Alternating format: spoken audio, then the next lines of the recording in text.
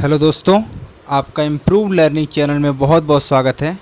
आज है 31 मई 2020 और 31 मई से रिलेटेड करंट अफेयर के जितने भी क्वेश्चन हैं वो सारे मैं आप लोगों के सामने लेके आया हूँ। अगर आपको वीडियो पसंद आए तो प्लीज़ इसे लाइक और दोस्तों में शेयर कीजिएगा, और जितने लोग चैनल पर नए हैं प्लीज़ इस चैनल को सब्सक्राइब कर लीजिएगा। चलिए हम क्वेश्चन को स्टार्ट करते हैं। तो हमारा आज का पहला क्वेश्चन है कि अभी किस देश ने WHO से सारे रिश्ते तोड़ लिए हैं। दोस्तों, इसका आंसर है संयुक्त राष्ट्र अमेरिका।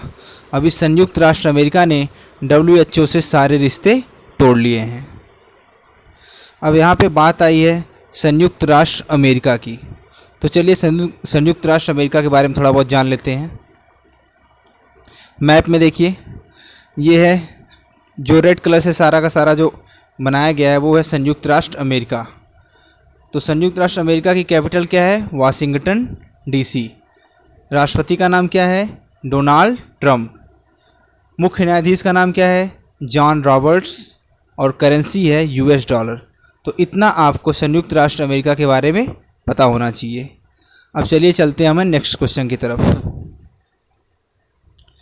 और हमारा अगला क्वेश्चन है कि भारत की GDP ग्रोथ रेट वित्त वर्ष 2019-20 की चौथी तिमाही में कितनी रही?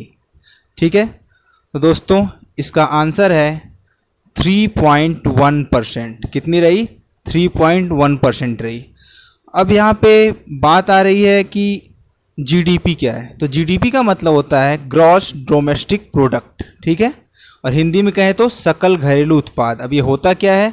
तो एक निश्चित समय सीमा में किसी देश में उत्पादित वस्तुओं और सेवाओं का बाजार मूल्य ही उसका सकल घरेलू उत्पाद कहलाता है, ठीक है, और यह उस देश की कुल उत्पादन को दर्शाता है। और जो ये आंकड़े चौथी तिमाही के जो जारी किए हैं वो किसने जारी किए हैं? NSO ने। NSO का फुल फॉर्म क्या है? नेशनल स्टैटिस्टिकल ऑफिस ने जारी किए हैं, ठीक है। तो इतना आपको, और चौथी तिमाही का मतलब क्या होता है? जनवरी से लेकर मार्च तक का जो समय होता है उसे कहते हैं चौथी तिमाही। तो इतना आपको इस क्वेश्चन से पता होना चाहिए। चलिए अब चलते हैं हमें नेक्स्ट क्वेश्चन की तरफ। दोस्तों हमारा ये क्वेश्चन भी GDP से ही जुड़ा हुआ है। तो ये ओवरऑल GDP ग्रोथ रेट की बात कर रहा है कि 2019-20 में GDP ग्रोथ रेट कितनी रही। तो दोस्तों इसका आंसर है 4.2%। कितनी रही? 4.2%। और ये पिछले 11 सालों में सबसे कम है। ये ग्रोथ पिछले 11 सालों की सबसे कम है, ये आप लोग याद रखिएगा। चलिए अब हम चलते हैं नेक्स्ट क्वेश्चन की तरफ। हमारा अगला क्वेश्चन है कि अभी पद्मश्री से सम्मानित मुश्तबा हुसैन का निधन हुआ, वह किस क्षेत्र से संबंधित थे? तो दोस्तों ये एक लेखक थे। मुश्तबा हुसैन एक लेखक थे और ये अपने हास्य लेखन के लिए काफ़ी प्रसिद्ध थे, ठीक है। ये है मुश्तबा हुसैन और इनका अभी हाल ही में क्या हुआ है? देहांत हुआ है। ये अपने हास्य लेखन के लिए बहुत ज़्यादा प्रसिद्ध थे। आज का अगला क्वेश्चन है कि अभी किस देश ने अपने यहाँ समलैंगिक विवाह को मान्यता दी है? तो दोस्तों इसका आंसर है कोस्टारिका। कोस्टारिका ने अभी अपने यहाँ समलैंगिक विवाह को मान्यता दे दी है। हमारा अगला क्वेश्चन है कि कोविड-19 के कारण 36वें राष्ट्रीय खेलों को अनिश्चित काल के लिए रोक दिया गया, यह किस राज्य में होने वाला था? तो दोस्तों इसका आंसर है गोवा। कहाँ होने वाला था? गोवा में होने वाला था। और जो पिछला राष्ट्रीय खेल हुआ था वो 2015 में हुआ था। वो कहाँ हुआ था? वो केरल में हुआ था। ये आप लोग याद रखिएगा, ठीक है। अब यहाँ पे देखिए बात आई है गोवा की, तो चलिए गोवा के बारे में थोड़ा बहुत फैक्ट्स हम जान लेते हैं। मैप में देखिए, ये है गोवा। गोवा की कैपिटल है पणजी। गोवा के मुख्यमंत्री हैं प्रमोद सावंत। गोवा के राज्यपाल हैं सत्यपाल मलिक।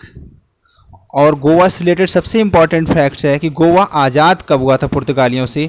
तो 19 दिसंबर 1961 को गोवा को पुर्तगालियों से आज़ाद किया गया था, जिन्होंने गोवा पर 450 साल के आसपास लगभग राज्य किया था।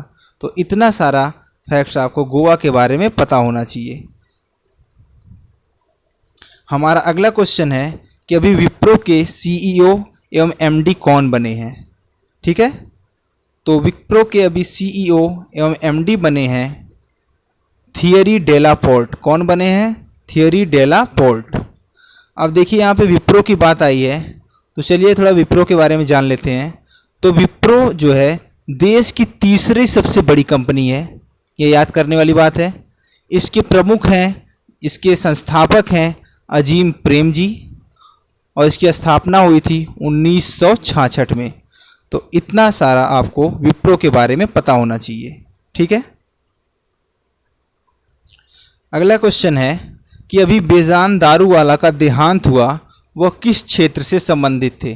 तो दोस्तों इसका आंसर है वह ज्योतिषी शास्त्र से संबंधित थे। ठीक है, इन्होंने ही नरेंद्र मोदी के प्रधानमंत्री होने की पहले ही भविष्यवाणी कर दी थी, जिसकी वजह से ये ज़्यादा फेमस हो गए थे। ये हैं बेजान दारूवाला, इनका भी हाल ही में क्या हुआ है? देहांत हो गया है। आज का हमारा अगला क्वेश्चन है कि 22वीं वित्तीय स्थिरता और विकास परिषद की बैठक की अध्यक्षता किसने की? तो दोस्तों इसका आंसर है निर्मला सीतारमण। ठीक है, अध्यक्षता किसने की? निर्मला सीतारमण ने की। हमारा आज का अगला क्वेश्चन है कि फीफा ने किस संस्था के साथ मिलकर सेफ होम अभियान लॉन्च किया? तो सबसे पहले मैं आपको बता दूं कि ये जो सेफ होम यहाँ पे लिखा गया है, इसको आप लोग कोविड-19 से रिलेटेड मत समझिएगा। ठीक है, ये बाल अपराधों या फिर महिला सुरक्षा को लेकर सेफ होम अभियान है, इसका लॉन्चिंग हुई है अभी। तो ये जो फीफा ने किस संस्था के साथ मिलकर ये लॉन्च किया है? दोस्तों इसका आंसर है WHO। क्या है? WHO। अब यहाँ पे बात आई है फीफा की, तो पहले फीफा के बारे में जान लेते हैं।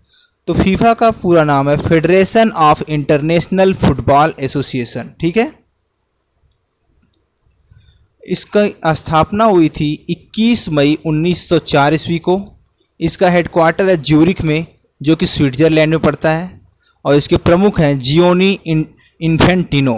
ठीक है, इतना आपको फीफा के बारे में पता होना चाहिए। और चलिए अब हम बात यहाँ पे आई है WHO की, तो थोड़ा WHO के बारे में भी जान लेते हैं। तो दोस्तों WHO का पूरा नाम है वर्ल्ड हेल्थ ऑर्गेनाइजेशन। WHO की स्थापना हुई थी 7 अप्रैल 1948 को। इसका मुख्यालय है जिनेवा, स्विट्जरलैंड में पड़ता है, और इसके प्रमुख हैं टेड्रोस एड्रेनाम गेब्रेयेसस। तो आप लोग इतना इस क्वेश्चन से फैक्ट याद रखिएगा। चलिए अब हम चलते हैं नेक्स्ट क्वेश्चन की तरफ। तो हमारा अगला क्वेश्चन है कि अभी BCCI ने अर्जुन पुरस्कार के लिए किसे नामित किया है? तो दोस्तों इसका आंसर है BCCI ने अभी अर्जुन पुरस्कार के लिए नामित किया है शिखर धवन को। ये हैं शिखर धवन, और इन्हें ही अभी अर्जुन पुरस्कार के लिए BCCI द्वारा क्या किया गया? नामित किया गया है। इसके अलावा ईशांत शर्मा को भी नामित किया गया है अर्जुन पुरस्कार के लिए। अब यहाँ पे बात आई है BCCI की, तो चलिए BCCI के बारे में थोड़ा सा जान लेते हैं। BCCI का पूरा नाम है board of control for cricket in India, और इसकी स्थापना हुई थी 1928 में। इसके वर्तमान अध्यक्ष हैं सौरव गांगुली, और सचिव हैं जय शाह। ठीक है, तो इतना आपको BCCI के बारे में पता होना चाहिए। चलिए अब हम चलते हैं नेक्स्ट क्वेश्चन की तरफ। हमारा अगला क्वेश्चन है कि अभी राजीव गांधी किसान न्याय योजना कहाँ प्रारंभ हुई है? तो दोस्तों उस राज्य का नाम है छत्तीसगढ़। अभी छत्तीसगढ़ में राजीव गांधी किसान न्याय योजना का प्रारंभ हुआ है। अब यहाँ पे बात आई है छत्तीसगढ़ की, तो अभी कल भी हमने आपको छत्तीसगढ़ के बारे में बताया था। चलिए आज फिर से एक बार छत्तीसगढ़ को देख लेते हैं। तो मैप में देखिए, ये है छत्तीसगढ़। छत्तीसगढ़ की कैपिटल है रायपुर। छत्तीसगढ़ के मुख्यमंत्री हैं भूपेश बघेल। छत्तीसगढ़ के राज्यपाल का नाम है अनुसुईया उइके। और छत्तीसगढ़ के बारे में एक बहुत ही इंपॉर्टेंट फैक्ट है कि यहाँ पे तांबा, कोयला, एल्युमिनियम, मैग्नीज, डोलोमाइट और हीरे की खदानें हैं, ठीक है।